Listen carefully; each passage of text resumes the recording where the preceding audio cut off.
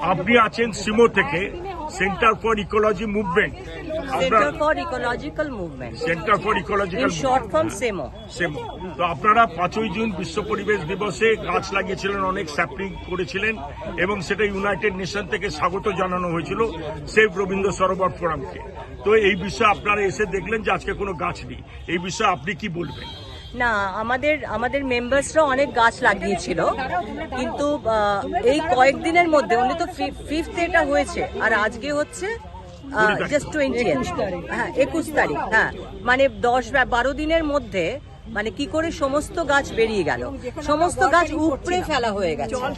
Regular ওয়াটারিংও করা হচ্ছিল, morning ওয়াকারও করছিলেন, আপনারাও করছেন। হ্যাঁ, সমস্ত গাছগুলো, শুধু ছোট গাছগুলো না, একটা বড় গাছকে দাবিয়ে দেওয়া হয়েছে এবং ভেতরে ঢুকিয়েছে। এইভাবে গ্রিন ধ্বংস করাটা আমরা একেবারেই জয়েন করুন। আর এটা গাড্ডা করা হয়েছে অনেক জায়গায়, বুলডোজারটা চালিয়ে দেওয়া হয়েছে। This is not done.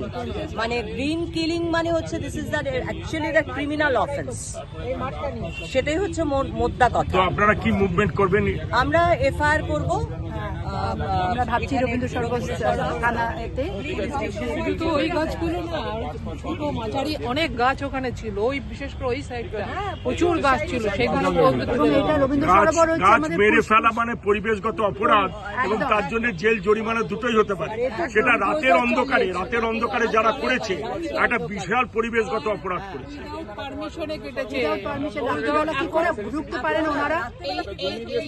এর বেশি ডাল একটা কাটতে গেলে আমাকে পারমিশন নিতে হবে, এটা ল। মানে ফরেস্ট ডিপার্টমেন্টেরও পারমিশন ছাড়া কাটা হয়েছে।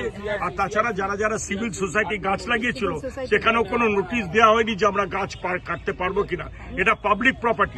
একদম। আর তাছাড়া এখানে কোনো কিন্তু পলিটিক্যাল কালার নেই।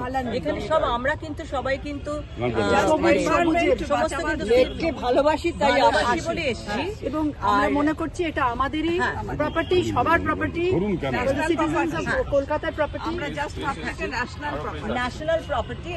এটা কেন কি করে ধ্বংস হয় প্রথমত, আর আরো একটা জিনিস হচ্ছে কেন মানে সিভিলিয়ানরা কেন এগিয়ে আসছে না, এটাও একটা অদ্ভুত লাগছে। আমাদের সেদিন যে 5th আমরা যে জমায়েত হয়েছিলাম, আমি বলবো যে যেরকম এক্সপেকটেশন ছিল আমাদের এখানে আসার পরে, কিন্তু আমি দেখলাম সেরকম লোক হয়নি। And this is not expected. আমি এখানে শুনেছি, আমি তো এসেছি পার্ক স্ট্রিট থেকে, এখানে শুনেছি রোজ দিন কত লোকজন যাতায়াত করে, কত হাজার লোক। তার যদি 2% অনেক লোক কি 1% তো সেই দিন 5th জুনের কথা বলেছি না, 5th জুনের কথা বলছি। আজকে আমরা অনেকেই এসেছি, বহু দূর থেকেও এসেছি, কিন্তু আমার বক্তব্য হচ্ছে আমরা কেন এরকম ভাবে আশা করি এটা এরপরে আমরা আরো লোক আসে, মুভমেন্টে না আসে, করতে হবে সবাইকে, যাতে আমাদের আরো বেশি লোক আসে। এটা একটা মুভমেন্ট, তো civil society should come up more.